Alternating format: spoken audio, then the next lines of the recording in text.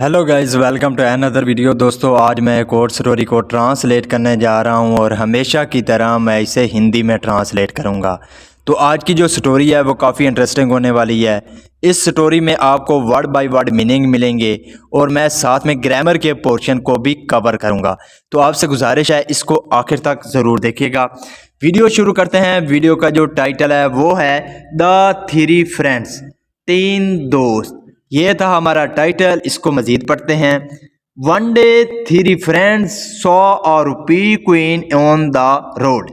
One day एक दिन, three friends तीन दोस्तों ने सॉ देखा। सी की सेकंड फॉर्म है सॉ, तो उन्होंने देखा अ रूपी क्वीन, तो 1 रुपए का सिक्का देखा ऑन द रोड, सड़क पर। तो इसका क्या मतलब हुआ? One day three friends saw a rupee queen on the road. एक दिन तीन दोस्तों ने 1 रुपए का सिक्का सड़क पर देखा। As the three of them saw the queen at the same time each claimed it. As जैसा कि द थ्री ऑफ देम, तो तीनों ने सॉ देखा था। सी की सेकंड फॉर्म है सॉ, तो तीनों ने देखा था द क्वीन सिक्के को एट द सेम टाइम, एक ही समय पर। ईच क्लेम्ड इट, क्लेम का मतलब होता है दावा करना, लेकिन यहाँ पे सेकंड फॉर्म का यूज किया गया है क्लेम्ड, तो हर एक ने दावा किया। तो इसका क्या मतलब हुआ? As the three of them saw the queen at the same time each claimed it. जैसा कि तीनों दोस्तों ने सिक्के को एक ही समय पर देखा था, तो हर एक ने दावा किया। देन फिर दे डिसाइडेड, उन्होंने फैसला किया। डिसाइड का मतलब होता है फैसला करना, लेकिन यहाँ पे सेकंड फॉर्म है डिसाइडेड। तो उन्होंने फैसला किया डैट के दे would not fight. They would not fight, fight का मतलब होता है लड़ना या झगड़ना। तो उन्होंने फैसला किया कि वो लड़ेंगे नहीं, बट लेकिन they would buy some eatable with the money. But they would buy, लेकिन वो खरीदेंगे। बाई का मतलब होता है खरीदना, तो वो खरीदेंगे सम ईटेबल, तो कुछ खाने की चीजें खरीदेंगे विद द मनी, उन पैसों से। एंड शेयर, शेयर का मतलब होता है बांटना, और बांटेंगे इट इक्वली, उसे इक्वली यानी कि बराबर बांट लेंगे। तो इसका क्या मतलब हुआ? देन दे डिसाइडेड, फिर उन्होंने फैसला किया that they would not fight, कि वो झगड़ेंगे नहीं यानी कि लड़ेंगे नहीं, but they would buy some eatable with the money, तो वो उन पैसों से कुछ खाने की चीजें खरीदेंगे। एंड शेयर इट इक्वली, और आपस में बराबर यानी कि बांट लेंगे। द फर्स्ट वन सेड, तो पहले ने कहा I want to eat something which taste sweet. I want to eat, मैं खाना चाहता हूँ।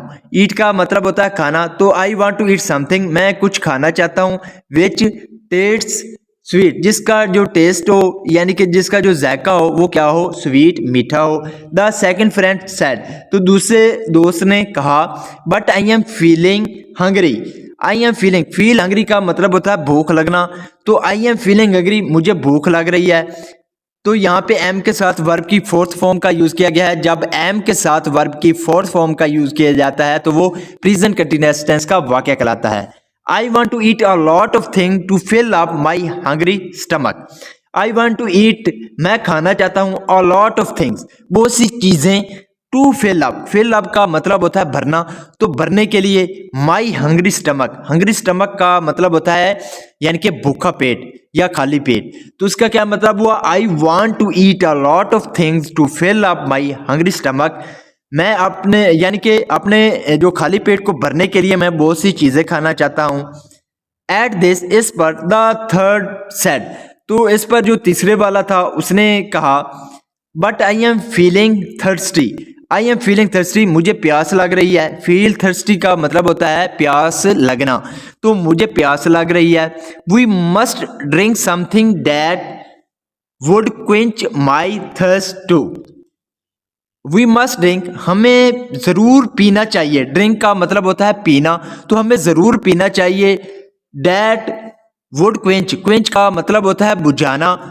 माई थर्स्ट, थर्स्ट का मतलब होता है प्यास, जो मेरी थर्स्ट को भी बुझा दे।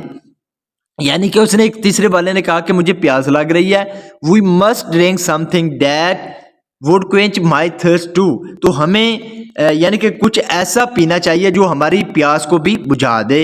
An old man saw them arguing, an old man एक बूढ़े आदमी ने सॉ देखा, देम उनको, आर्गुइंग, आर्ग्यू का मतलब होता है बहस करना, तो बूढ़े आदमी ने उनको बहस करते हुए देखा। He led them to a fruit shop, he led them वो उनको ले गया, टू अ फ्रूट शॉप तो एक फ्रूट शॉप यानी कि फलों वाली दुकान पर ले गया। The old man took the rupee coin from them and bought a small bunch of grapes. The old man जो बूढ़ा आदमी था, टुक उसने ले लिया, टेक की सेकंड फॉर्म है टुक, उसने ले लिया द रुपी क्वीन तो एक जो रुपए का सिक्का था उसको ले लिया, फ्रॉम देम उनसे, एंड बॉट बाई की सेकंड फॉर्म है बॉट और खरीदा, अ स्मॉल बंच एक छोटा गुच्छा, बंच कहते हैं गुच्छे को, तो एक छोटा गुच्छा खरीदा। अब गुच्छा किसका? ऑफ ग्रेप्स अंगूरों का, तो इसका क्या मतलब हुआ? The old man took the rupee queen from them, तो बूढ़े आदमी ने उनसे ₹1 का सिक्का लिया, and bought a small bunch of grapes और छोटा अंगूरों का गुच्छा खरीदा।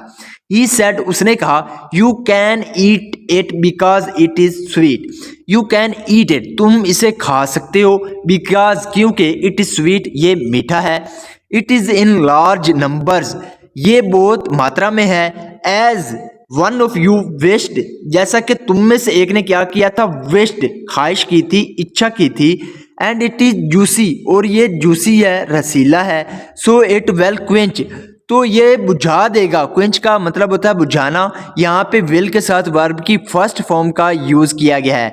जब विल के साथ वर्ब की फर्स्ट फॉर्म का यूज किया जाता है तो वो फ्यूचर इंडेफिनेट का वाकया माना जाता है। तो ये रसीला है, ये तुम्हारी क्या कर देगा? बुझा देगा, यूर थर्स्ट तुम्हारी प्यास को।